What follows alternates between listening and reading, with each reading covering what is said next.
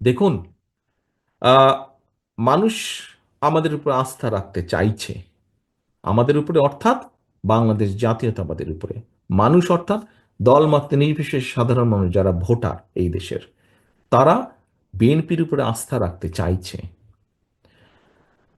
এই আস্থা যদি নষ্ট করার জন্য কেউ কোনো কাজ করে, এমন কোনো কাজ করে যেটাতে আস্থা নষ্ট হবে, তাহলে ভাই তাকে তো আমাদের পক্ষে, আমার পক্ষে টানা সম্ভব না, টানবো না আমি তাকে, তাকে শেল্টার আমি দেব না। এখানে দলকে স্বার্থপর হতেই হবে। কোনো ব্যক্তির কারণে, কোনো নেতার কারণে, কোনো কর্মীর কারণে যদি মানুষের আস্থা নষ্ট হয়, তাকে আমরা ওন করতে পারবো না। বিকজ আমরা বহু ঝড় ঝঞ্ঝার ভিতর দিয়ে আজ এখানে এসে দাঁড়িয়েছি, বহু অত্যাচার নির্যাতনের ভেতর দিয়ে এখানে এসে দাঁড়িয়েছি আজকে আমরা। কাজেই আমাদের পক্ষে আর সম্ভব না যে কেউ নিজের বিষয়, নিজের স্বার্থ নিয়ে এমন কিছু করবে যেটা দলের স্বার্থকে আঘাত করবে, ক্ষতিগ্রস্ত করবে। তাকে আমাদের পক্ষে টানা সম্ভব না। হ্যাঁ, অনেকে ইদানিং কিছু কিছু লোক বলার চেষ্টা করে যে দেখুন, আপনারা নয় কি করছেন, আমাদের মধ্যে কেউ কেউ করেছে, কোনো কোনো সদস্য ভুল করেছে, বিভ্রান্ত হয়েছে, কিছু কিছু আপত্তিকর কাজ করেছে, আমরা আমাদের দলের সাথে তার সম্পর্কটা ছিন্ন করেছি। এতে কি হবে কেউ কেউ বলে, এতে কি হবে সেটা হচ্ছে পরের ব্যাপার। কিন্তু আমি আমার অবস্থান পরিষ্কার করেছি। হ্যাঁ, হয়তো সবগুলা ব্যাপার আমরা এরকম আরো কেউ কেউ করছে, আমরা হয়তো সবগুলা ব্যাপার অ্যাড্রেস করতে পারছি না। যতটুকু আমরা জানছি আমরা সাথে সাথে ব্যবস্থা গ্রহণ করছি। যখন যেটা জানবো ব্যবস্থা গ্রহণ করছি, আমাদের অবস্থান পরিষ্কার করছি। এখন ওই যে বললাম, কেউ যদি বলে হ্যাঁ আপনি বের করে দিলেন কি হবে, বের করে দিয়ে অন্তত একটি বিষয় আমি বলতে চাই। সেই বিষয়টি হচ্ছে, সমাজে যে খারাপ মানুষ নাই তা তো না, ভালো মন্দ সবকিছু মিলিয়ে মানুষ, কিন্তু যে খারাপ তার সাথে আমরা সম্পর্ক রাখতে চাই না। যে অন্যায় করে, যে কিছু করে, তার সাথে আমরা সম্পর্ক রাখতে চাই না। অন্তত এই ব্যাপারে আমরা মুখে বলবো একটা, কাজে করবো আর একটা, তা নয়। যা আমরা মুখে বলছি, আমরা চেষ্টা করব আমাদের কাজের মধ্যেও তার রিফ্লেকশন বা প্রতিফলন থাকবে। সেজন্যই আমরা ব্যবস্থা গ্রহণ করছি। একটি রাজনৈতিক দল হিসাবে, একটি সংগঠন হিসাবে যেটি আমরা সর্বোচ্চ করতে পারি, আমরা সেটিই করছি, সেটি করার চেষ্টাই আমরা করছি, সেটি ইনশাল্লাহ আমরা করব।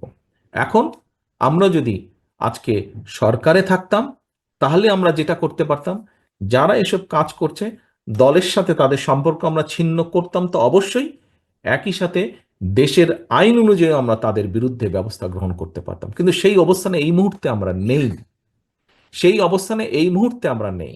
কাজেই সেই অবস্থানে যদি ইনশাল্লাহ আমাদের যাওয়ার সুযোগ হয়, আজকে যেমন শুধু দলের সাথে সম্পর্ক ছিন্ন করছি, এর পরবর্তীতে সরকারি অবস্থানে থাকলে তখন যেহেতু আমাদের একটি সুবিধা থাকবে, অন্যায়কারী যেই হোক না কেন আমরা মুখে যেটা বলি আমরা সেটা বাস্তবায়নের চেষ্টা করব।